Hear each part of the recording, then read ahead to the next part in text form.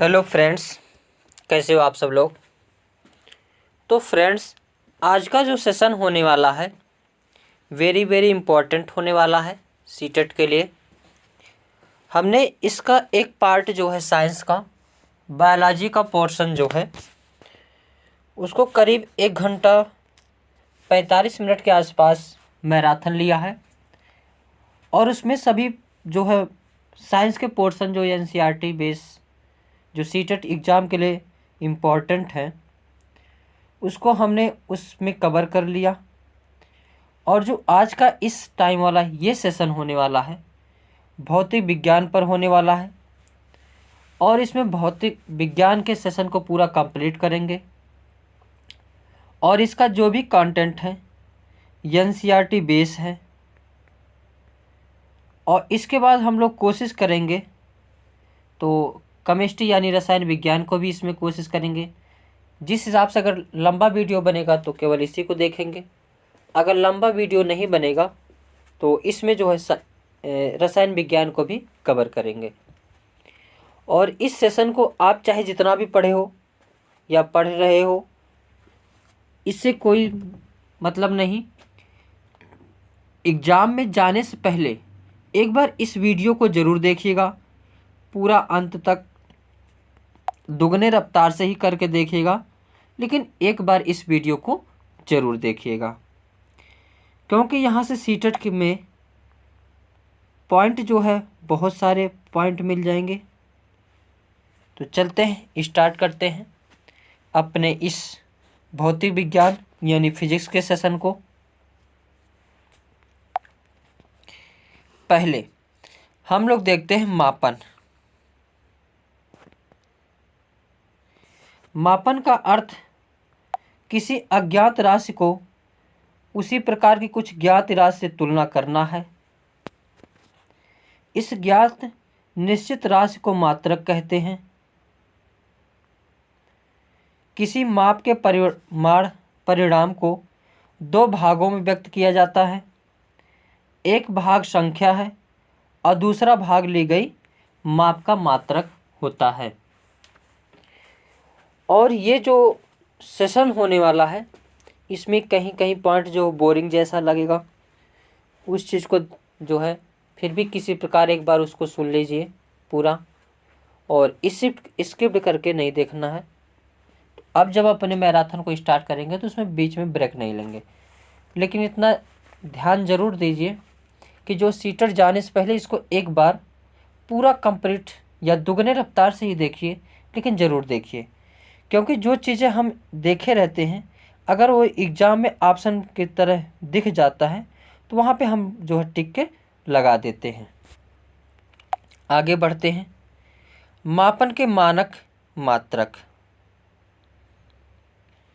1770 में फ्रांसीसियो ने मापन की एक मानक प्रणाली की रचना की जिसे मीटरी पद्धति कहते हैं। आजकल जिस मात्रक प्रणाली का उपयोग हो रहा है उसे अंतर्राष्ट्रीय मात्रक प्रणाली कहते हैं। लंबाई का एसआई मात्रक मीटर होता है। प्रत्येक मीटर को 100 बराबर भागों में विभाजित किया जाता है जिन्हें सेंटीमीटर कहा जाता है। 1 सेंटीमीटर के 10 बराबर भाग होते हैं जिन्हें मिलीमीटर कहते हैं। इस प्रकार 1 मीटर बराबर 100 सेंटीमीटर और 1 सेंटीमीटर बराबर 100 mm होता है। लंबी दूरियों के मापन के लिए मीटर एक सुविधाजनक मात्रक नहीं है। इसके लिए हम एक बड़े मात्रक को परिभाषित करते हैं, इसे किलोमीटर कहते हैं। 1 किलोमीटर बराबर 1000 मीटर के होता है। आगे देखते हैं किसी वक्र रेखा की लंबाई मापना। हम किसी वक्र रेखा की लंबाई सीधे ही मीटर पैमाने का उपयोग करके नहीं माप सकते।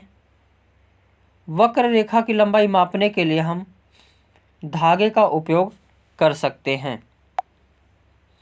गति। समय के साथ किसी वस्तु में की स्थिति में परिवर्तन को गति कहा जाता है। गति के प्रकार। जो वस्तुएं सरल रेखा के अनुदिश गति कर रही हैं, इस प्रकार की गति को सरल रेखीय गति कहते हैं। बिजली के पंखे की पंखुड़ियों पर अंकित किसी चिन्ह की गति, किसी घड़ी के सेकंड की सुई की गति वर्तुल गति के उदाहरण है। कुछ प्रकरणों में कोई वस्तु एक निश्चित समय अंतराल के बाद अपनी गति को दोहराती है। इस प्रकार की गति को आवर्ती गति कहते हैं। लोलक की गति आवर्ती गति का एक उदाहरण है। चाल। किसी वस्तु द्वारा एकांक समय में तय की गई दूरी को हम उस वस्तु की चाल कहते हैं। तय की गई कुल दूरी को लिए गए कुल समय से विभाजित करके चाल प्राप्त करते हैं। यदि किसी सरल रेखा के अनुदिश गति करने वाली वस्तु की चाल परिवर्तित होती रहती है, तो उस वस्तु की चाल असमान कही जाती है। किसी सरल रेखा के अनुदिश वस्तु की नियत चाल से गति एक समान गति कहलाती है। समय की माप। सरल लोलक द्वारा एक दोलन पूरा करने में जितना समय लगता है, उसे सरल लोलक का आवर्तकाल कहते हैं। आजकल अधिकांश घड़ियों में 1 या 2 सेलों वाले विद्युत परिपथ होते हैं। इन घड़ियों को क्वार्ट्ज घड़ी कहते हैं। इनके द्वारा मापा गया समय पहले उपलब्ध घड़ियों द्वारा मापे गए समय से अधिक यथार्थ होता है। चाल तथा समय तथा चाल के मात्रक। समय का मूल मात्रक सेकंड है। इसका प्रतीक SEC है।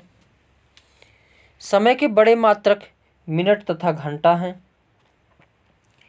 चाल का मूल मात्रक मीटर पर सेकंड है। चाल मापना। कुछ घड़ियां 1 सेकंड के 10 लाखवें भाग और यहाँ तक कि 1 अरबवें भाग तक के समय अंतराल माप सकती हैं। 1 माइक्रो सेकंड सेकंड का 10 लाखवां भाग होता है। 1 नैनो सेकंड 1 अरबवां भाग होता है। इतने छोटे समय अंतरालों को जो घड़ियां मापती हैं, उनका उपयोग वैज्ञानिक अनुसंधानों के लिए किया जाता है। चली गई दूरी क्या है? चाल गुणे समय। आगे देखते हैं छाया। छायाओं से हमें वस्तुओं की आकृतियों के बारे में कुछ जानकारी प्राप्त होती है। कभी कभी तो छाया हम सभी को वस्तु की आकृति के बारे में भ्रमित भी कर सकती हैं। जैसे मरीचिका होता है। मरीचिका रेगिस्तान में पाया जाता है और वहाँ पे जानवर जो है सोचते हैं आगे तालाब है, जाते हैं, मगर वहाँ पे तालाब नहीं होता है। हमें सूर्य के सीधे कदापि नहीं देखना चाहिए। ये हमारी आंखों के लिए अत्यंत हानिकारक हो सकता है। प्रकाश में वस्तुओं को देखते हैं। जो वस्तुएं सूर्य की तरह स्वयं प्रकाश का उत्सर्जन करती हैं, उन्हें दीप्त पिंड कहते हैं। सूची छिद्र कैमरा। प्रकृति में भी एक रोचक सूची छिद्र कैमरा है। कभी कभी हम ऐसे वृक्ष के नीचे से गुजरते हैं जिसमें ढेरों पत्तियां होती हैं। तब हमें उस पेड़ के नीचे सूर्य के प्रकाश के धब्बे दिखाई देते हैं। वास्तव में ये वृत्ताकार प्रतिबिंब सूर्य के सूची छिद्र प्रतिबिंब होते हैं।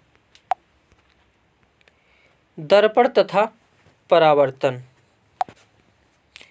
आप दर्पण में अपने चेहरे को देखते हैं।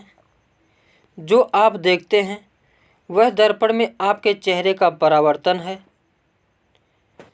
दर्पण अपने ऊपर पड़ने वाले प्रकाश की दिशा को बदल देता है।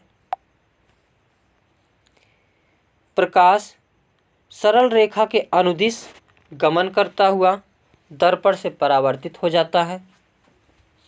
ये सारे पॉइंट जो हैं, एक एक पॉइंट को देखते हुए चलना है।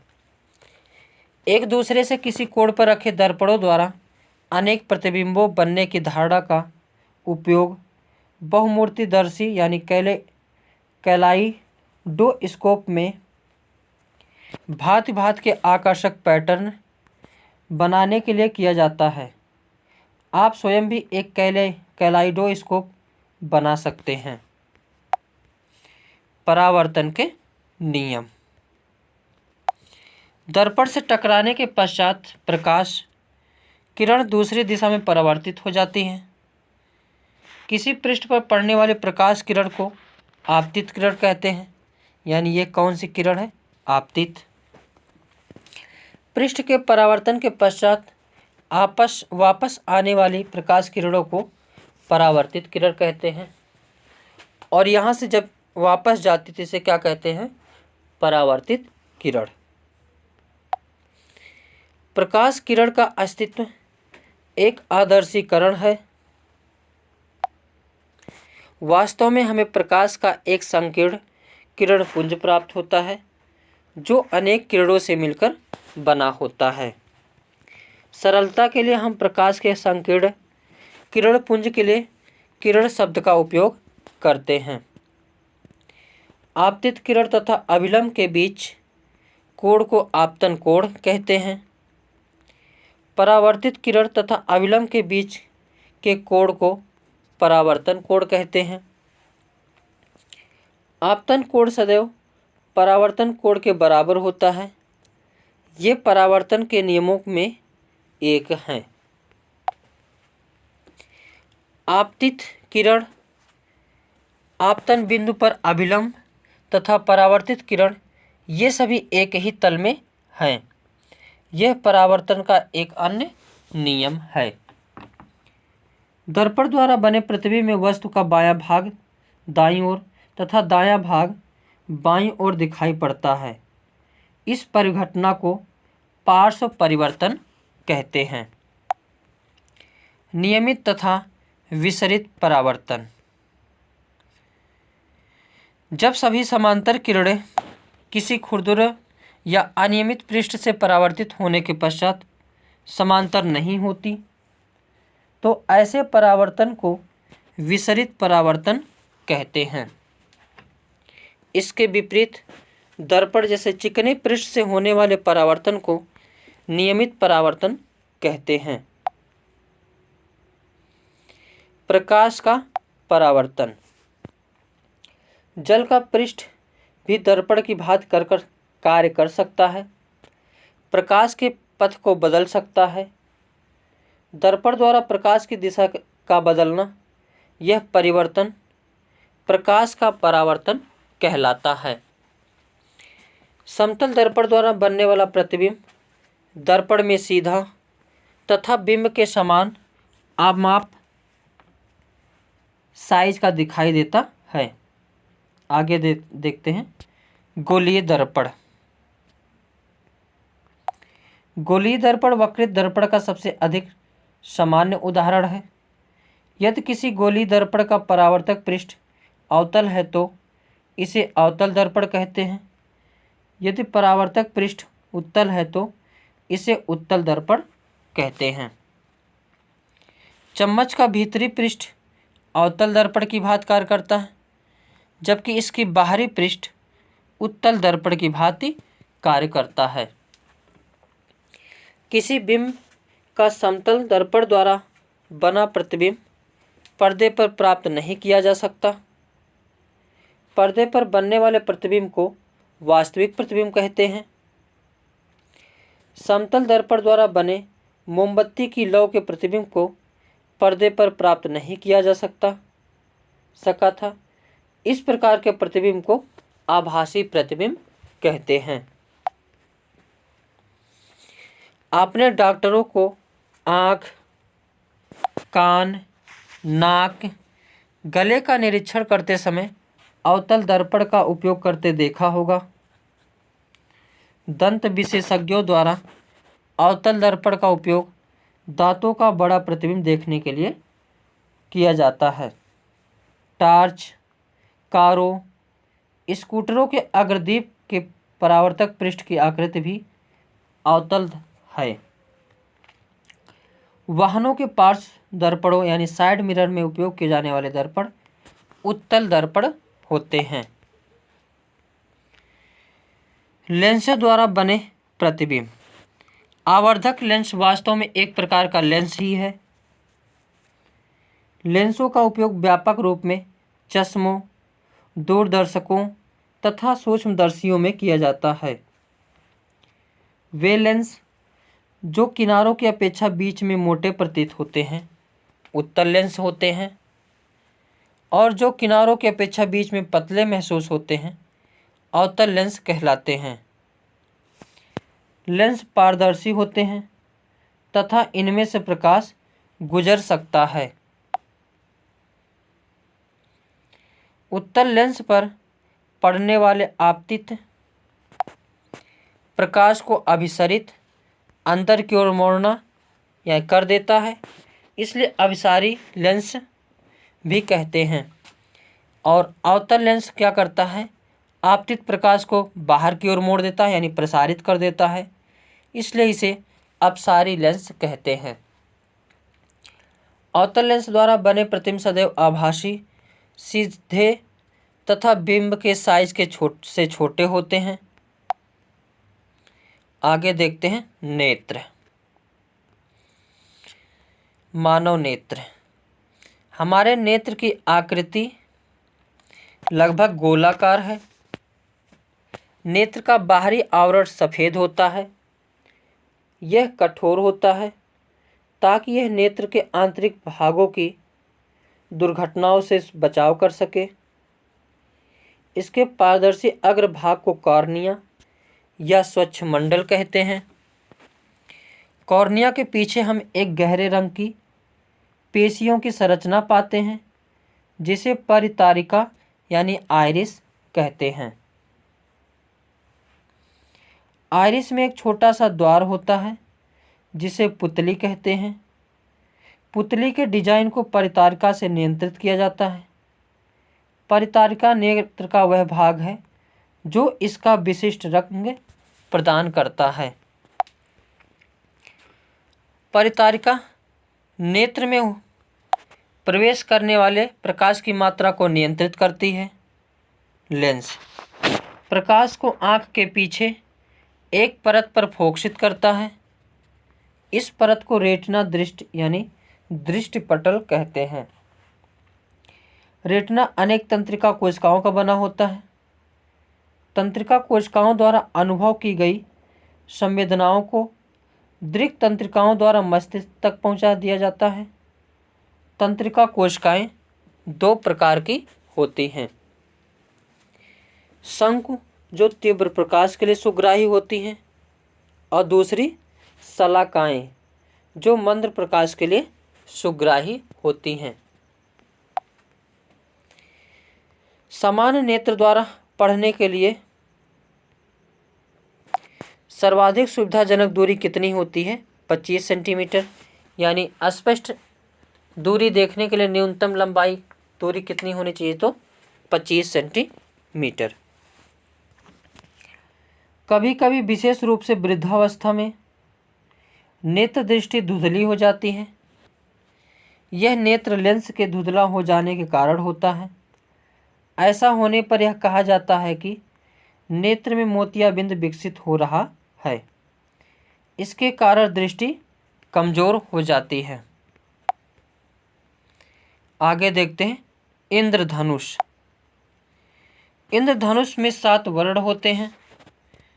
ये है लाल, नारंगी, पीला, हरा, नीला, जामुनी और बैगनी।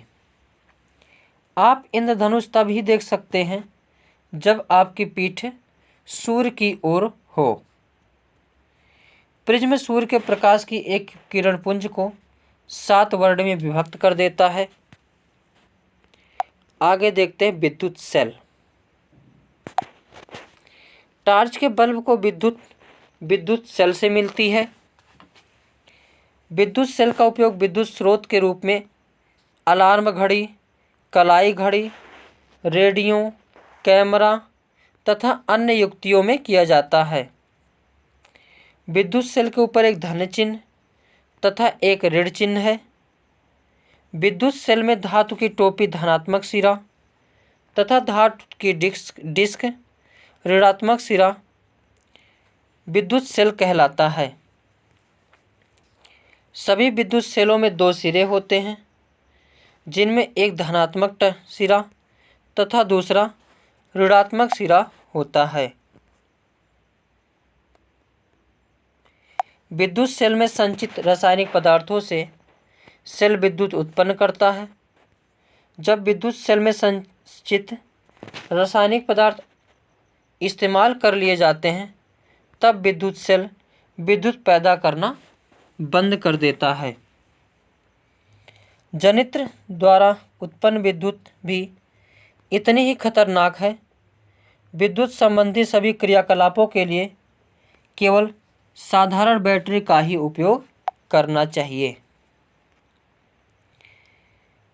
प्रकाश उत्सर्जित करने वाले पतले तार को बल्ब का तंतु कहते हैं। यह तंतु 2 मोटे तारों के बीच लगा होता है।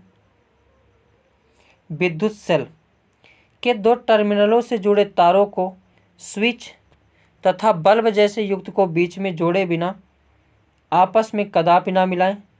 यदि आप ऐसा करेंगे तो विद्युत सेल के रासायनिक पदार्थ तेजी से खर्च हो जाएंगे और सेल कार्य करना बंद कर देगा। विद्युत परिपथ। विद्युत सेल के टर्मिनल को तार द्वारा बल्ब होते हुए विद्युत सेल के दूसरे टर्मिनल से जोड़ा है। इस प्रकार की व्यवस्था विद्युत परिपथ का एक उदाहरण है, जैसा कि यहाँ फिगर में देख सकते हैं। विद्युत परिपथ विद्युत सेल के 2 टर्मिनलों के बीच विद्युत प्रवाह के संपूर्ण पथ को दर्शाता है। बल्ब केवल तभी दीप्त होता है जब परिपथ में विद्युत धारा प्रवाहित होती है। बल्ब के तंतु से होकर विद्युत धारा प्रवाहित होती है। यह बल्ब को दीप्तमान करती है। कभी कभी विद्युत बल्ब विद्युत सेल से जुड़े होने पर भी दीप्त नहीं होता। ऐसा बल्ब के फ्यूज होने का कारण हो सकता है। विद्युत बल्ब कई कारणों से फ्यूज हो सकता है। इनमें से एक कारण है बल्ब के तंत्र का खंडित होना। आगे देखते हैं विद्युत स्विच। स्विच एक सरल युक्ति है जो परिपथ को जोड़ या तोड़ सकती है। घरों में स्विच का उपयोग बल्ब को दीप्तमान करने तथा अन्य युक्तियों को चलाने के लिए करते हैं। यद्यपि घरों में उपयोग होने वाले स्विच इसी सिद्धांत पर कार्य करते हैं और उनके डिजाइन जटिल होते हैं। विद्युत चालक तथा विद्युत रोधक। जो पदार्थ विद्युत धारा को प्रवाह होने देते हैं वे विद्युत चालक हैं, और जो विद्युत धारा को प्रवाहित नहीं होने देते वे विद्युत रोधक होते हैं। विद्युत चालक तथा विद्युत रोधक हमारे लिए समान रूप से महत्वपूर्ण हैं। स्विच, विद्युत प्लग, सॉकेट सुचालक पदार्थों से बनाए जाते हैं। दूसरी ओर विद्युत तारों, प्लग के ऊपर के भाग, स्विच तथा विद्युत उपकरणों के अन्य भाग जिन्हें लोग स्पर्श कर सकते हैं, इनको बनाने के लिए रबड़ तथा प्लास्टिक का उपयोग होता है। आपका शरीर विद्युत का एक अच्छा चालक है। चालक 3 प्रकार, एक सुचालक होता, एक कुचालक होता और एक अर्धचालक। सुचालक जिसमें विद्युत आसानी से प्रवाहित हो जाए उसे सुचालक, और जिसमें प्रवाहित विद्युत नहीं होती उसे कुचालक, और जिसमें थोड़ा बहुत विद्युत जाए उसे अर्धचालक कहते हैं। विद्युत बैटरी। एक सेल का धन टर्मिनल दूसरे सेल के ऋण टर्मिनल से संयोजित किया जाता है। दो या अधिक सेलों की इस प्रकार संयोजन को बैटरी कहते हैं। विद्युत धारा का तापीय प्रभाव। जब किसी तार से कोई विद्युत धारा प्रवाहित होती है तो वह तप्त हो जाता है। इसे विद्युत धारा का तापीय प्रभाव कहते हैं। किसी तार में उत्पन्न ऊष्मा का परिमाण उस तार के पदार्थ लंबाई तथा मोटाई पर निर्भर करता है। यदि किसी तार के बड़े परिमाण की विद्युत धारा प्रवाहित होती है तो तार इतना अधिक तप्त हो सकता है कि वह पिघलकर टूट जाएगा। प्रतिदीप्त नलिकाओं तथा CFL में पारे का वाष्प होता है जो कि विषैला होता है। अतः खराब प्रतिदीप्त नलिकाओं तथा CFL का निपटारा सावधानीपूर्वक किया जाना चाहिए।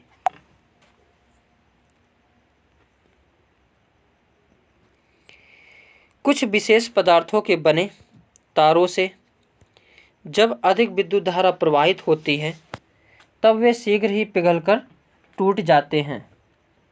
इन तारों को विद्युत फ्यूज बनाने में किया जाता है और विद्युत फ्यूज सुरक्षा युक्ति है जो विद्युत परिपथ की क्षति तथा संभावित आग के प्रति सुरक्षा प्रदान करती है। आगे विद्युत धारा का रासायनिक प्रभाव। जब हम आसुत जल को नमक में घोलते हैं तो हमें नमक का घोल प्राप्त होता है। यह विद्युत का अच्छा चालक है। आसुत लवणों से मुक्त होने के कारण ही हीन चालक होता है। विद्युत द्वारा किसी पदार्थ पर किसी वांछित धातु की परत निक्षेपित करने की प्रक्रिया को विद्युत लेपन कहते हैं। यह विद्युत धारा के रासायनिक प्रभाव का एक सर्वाधिक सामान्य उपयोग है। विद्युत धारा का चुंबकीय प्रभाव। जब किसी तार से विद्युत धारा प्रवाहित होती है तो वह चुंबक की भांति व्यवहार करता है। इसे विद्युत धारा का चुंबकीय प्रभाव कहते हैं। वास्तव में विद्युत धारा का उपयोग चुंबकों के निर्माण में किया जाता है। आगे देखते हैं विद्युत चुंबक। विद्युत धारा प्रवाहित करने पर कुंडली चुंबक की भांति व्यवहार करती है। जब विद्युत धारा का प्रवाह समाप्त हो जाता है तो कुंडली का चुंबकत्व सामान्यतः नष्ट हो जाता है। इस प्रकार की कुंडली को विद्युत चुंबक कहते हैं। विद्युत चुंबकों को अति प्रबल बनाया जा सकता है। ये अत्यंत भारी बोझ उठा सकते हैं। विद्युत चुंबकों का उपयोग कबाड़ से चुंबकीय पदार्थों को पृथक करने के लिए भी किया जाता है। चुंबक। जिन पदार्थों में लोहे को आकर्षित करने का गुण पाया जाता है वे चुंबक कहलाते हैं। प्राकृतिक रूप से मिलने वाले इन पदार्थों को इन्होंने चुंबक कहा। तत्पश्चात लोहे के टुकड़े से चुंबक बनाने की विधि का आविष्कार हुआ। इन्हें कृत्रिम चुंबक कहते हैं। आजकल विभिन्न आकृतियों के कृत्रिम चुंबक बनाए जाते हैं जैसे छड़ चुंबक, नाल चुंबक, बेलनाकार अथवा गोलांत चुंबक। चुंबकीय तथा अचुंबकीय पदार्थ। चुंबक कुछ पदार्थों को आकर्षित करता है जबकि कुछ पदार्थ चुंबक की ओर आकर्षित नहीं होता। वे पदार्थ जो चुंबक की ओर आकर्षित होते हैं चुंबकीय पदार्थ कहलाते हैं, जैसे लोहा, निकिल एवं कोबाल्ट।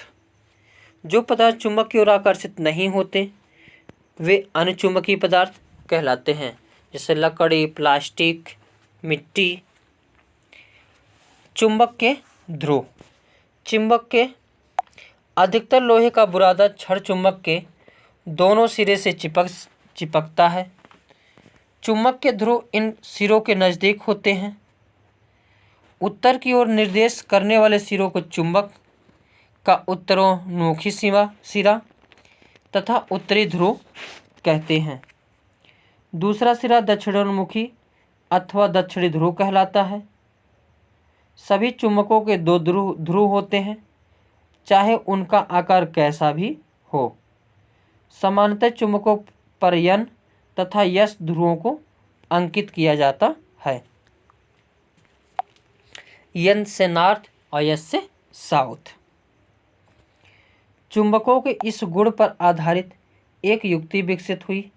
यह कंपास यानी दिक्सूचक के नाम से जानी जाती है। एक चुंबकित सुई डिब्बे के अंदर एक धुरी पर लगी होती है जो स्वतंत्रता पूर्वक घूमती है। कंपास में एक डायल भी होता है जिस पर दिशाएं अंकित होती हैं। कंपास को उस स्थान पर रखते हैं जहां हमें दिशा का निर्धारण करना होता है। कंपास उत्तर और दक्षिणी दिशा को बतलाता है। चुंबकों के बीच आकर्षण तथा प्रतिकर्षण। असमान ध्रुव आकर्षित करते हैं तथा समान ध्रुव प्रतिकर्षित करते हैं। यानी दो चुंबक ले लेंगे, अगर साउथ को सटाएंगे तो दूर भागेगा, साउथ नॉर्थ को सटाएंगे तो पास आएगा। यदि चुंबक को गर्म किया जाए, हथौड़े से पीटा जाए या ऊंचाई से गिराया जाए तो वह अपने गुण को खो देता है। छड़ चुंबकों को सुरक्षित रखने के लिए उनके जोड़े के असमान ध्रुवों को पास पास रखा जाना चाहिए। चुंबक को cassette, mobile, television, music system, CD तथा कंप्यूटर से दूर रखें। आगे देखते हैं बल। किसी वस्तु पर एक ही दिशा में लगाए गए बल जुड़ जाते हैं। यदि किसी वस्तु पर दो विपरीत दिशा में बल कार्य करते हैं तो इस पर लगने वाला बल कुल बल दोनों बलों के अंतर के बराबर होता है। बल की प्रबलता प्रायः इसके परिमाण से मापी जाती है। यदि लगाया गया बल गति की दिशा में है तो वस्तु की चाल बढ़ जाती है। यदि बल वस्तु की गति की दिशा के विपरीत दिशा में लगाया जाए तो वस्तु की चाल कम हो जाती है।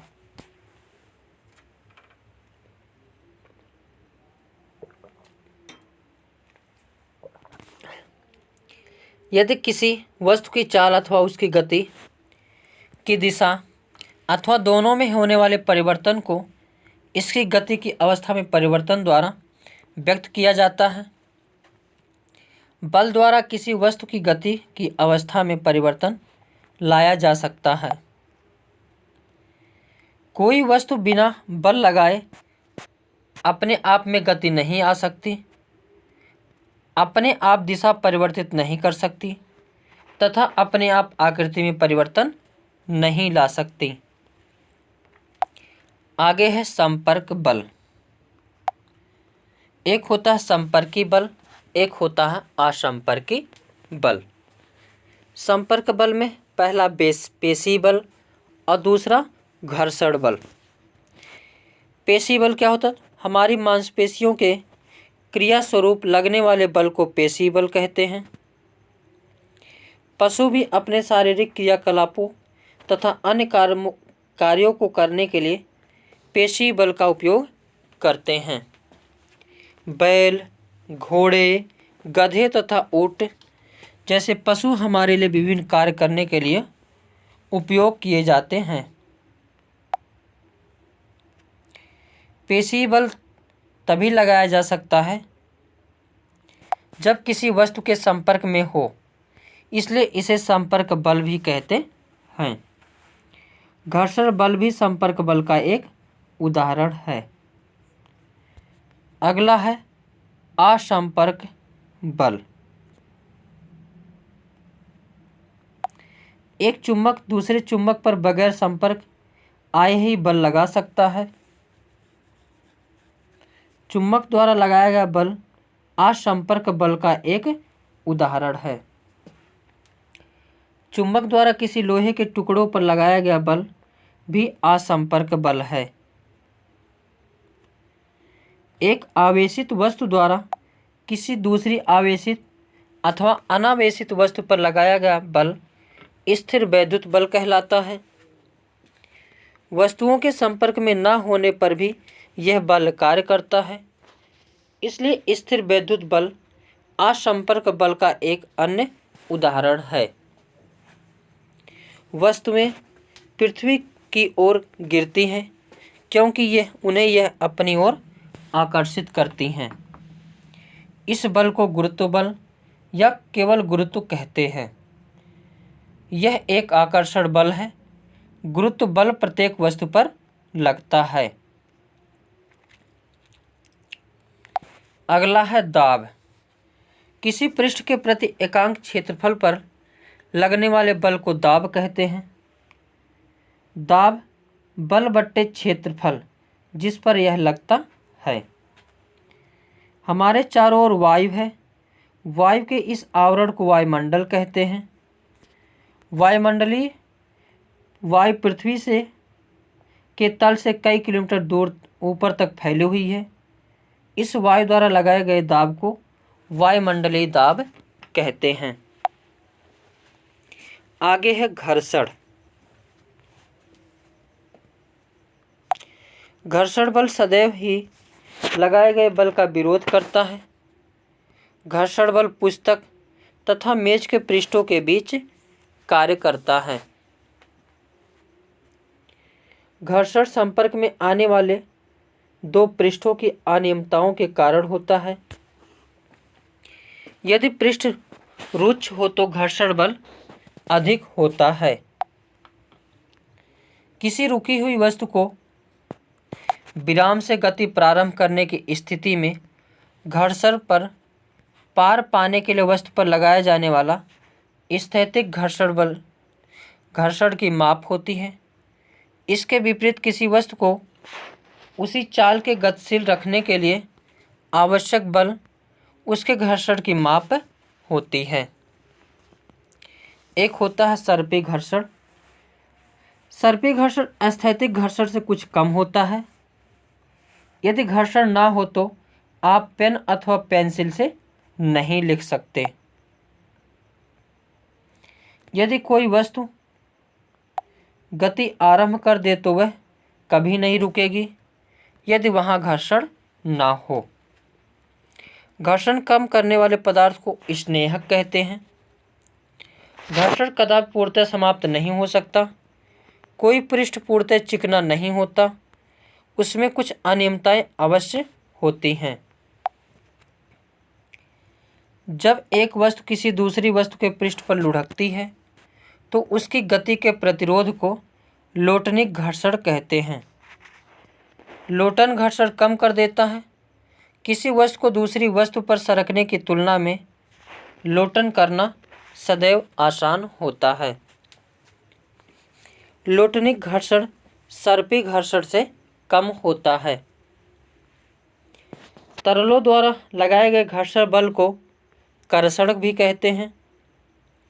किसी तरल पर लगने वाला घर्षण बल उसकी तरल के सापेक्ष गति पर निर्भर करता है।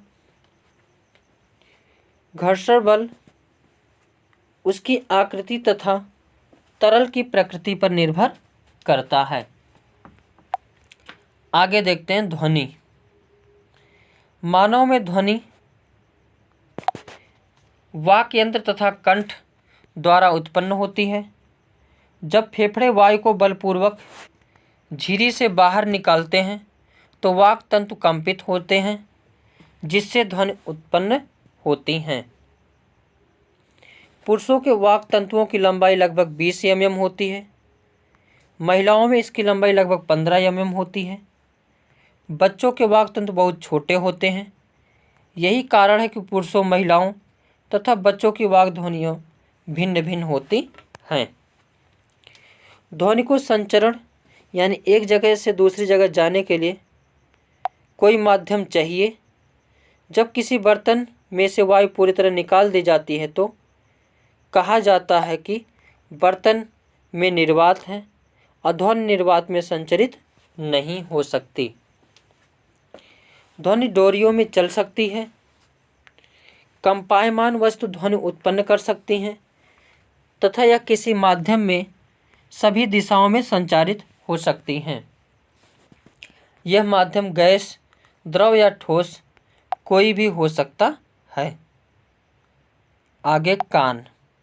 कान के बाहरी भाग की आकृति की फनल जैसी होती है। जब ध्वनि इसमें प्रवेश करती है तो यह एक नालिका से गुजरती है जिसके सिरे एक पतली तानित झिल्ली होती है। इसे कर्णपटह कहते हैं। कर्णपटह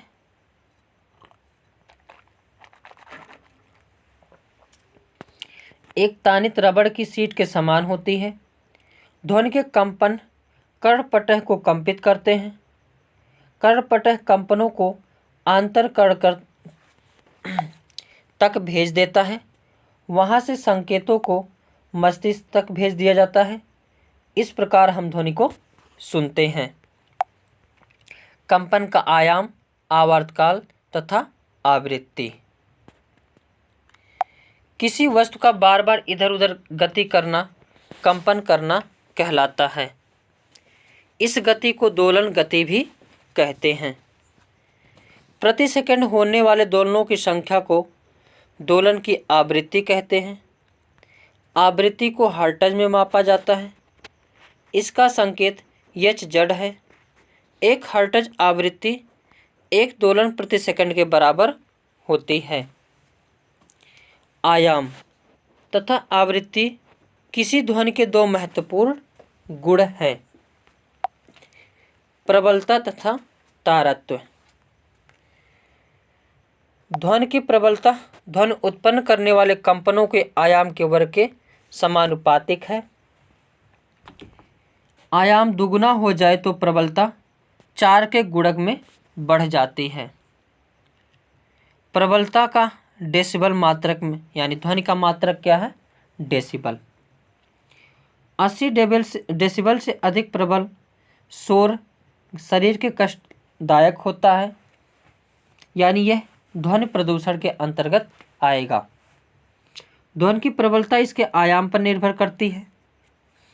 जब किसी कंपित वस्तु का आयाम अधिक होता है तो इसके द्वारा कंपन ध्वनि प्रबल होती है, और जब आयाम छोटा होता है तो उत्पन्न ध्वनि मंद होती हैं। आवृत्ति ध्वनि की तीक्ष्णता या तारत्व को निर्धारित करती है। यदि कंपन की आवृत्ति अधिक है तो हम कह सकते हैं कि ध्वनि तीखी है। यदि कंपन की आवृत्ति कम है तो हम कह सकते हैं ध्वनि का तारत्व कम है। श्रव्य तथा अश्रव्य ध्वनियाँ। तथ्य यह है कि लगभग 20 कंपन प्रति सेकंड से कम आवृत्ति की ध्वनियाँ मानव कान नहीं सुन सकता, और 20 हर्ट्ज से कम आवृत्ति की ध्वनियाँ मानव कान द्वारा सूचित नहीं की जा सकती। ऐसे ध्वनियों को अश्रव्य कहते हैं, और 20 से 20,000 हर्ट्ज तक की आवृत्ति मानव कान सुन सकता है। इसीलिए इसे जो है श्रव्य ध्वनि कहते हैं, और 20,000 हर्ट्ज से अगर ऊपर है तो उसे पराश्रव्य तरंगे कहते हैं। कुछ जंतु 20,000 हर्ट्ज से अधिक की आवृत्ति को ध्वनियों को सुन सकते हैं। कुत्तों में यह क्षमता है। पुलिसकर्मी उच्च आवृत्ति की ध्वनि उत्पन्न करने वाली सीटियों का उपयोग करते हैं, जिसे कुत्ता सुन सकते हैं लेकिन मानव नहीं। जाने माने पराश्रव्य ध्वनि उपकरण जो चिकित्सा के क्षेत्र में समस्याओं के अनुसंधान एवं निदान के लिए उपयोग होते हैं, 20 हर्ट्ज से अधिक की आवृत्ति पर कार्य करते हैं। तो ये जो फिजिक्स वाला मैटर है, ये द एंड हुआ। इस मैराथन में हमने फिजिक्स के पोर्शन को पूरा कंप्लीट कर लिया। और इससे पहले हमने एक वीडियो अपलोड किए हैं, उसमें जो हमने पूरे NCERT बेस बायोलॉजी को कंप्लीट किया। तो हमारे 2 सेशन जो हैं कंप्लीट हो गए, और ये भी जो मैराथन के रूप में मिल जाएगा। और इसके बाद एक अभी रसायन विज्ञान के मैराथन लूँगा, और इसको 1 दिन में इस मैराथन को मिलेगा। तो सीटेट की तैयारी के लिए इस YouTube चैनल को सब्सक्राइब कर सकते हैं। तो आज के सेशन में बस इतना ही। Thank you for watching.